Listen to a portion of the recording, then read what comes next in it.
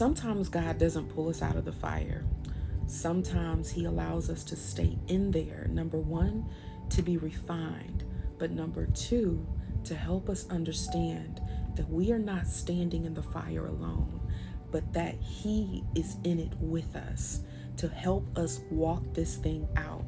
If you have felt like you have been in the fiery furnace of your life, understand and know that God is with you, and He is not going to leave you. He's not going to forsake you, but instead, He's going to help you walk through it.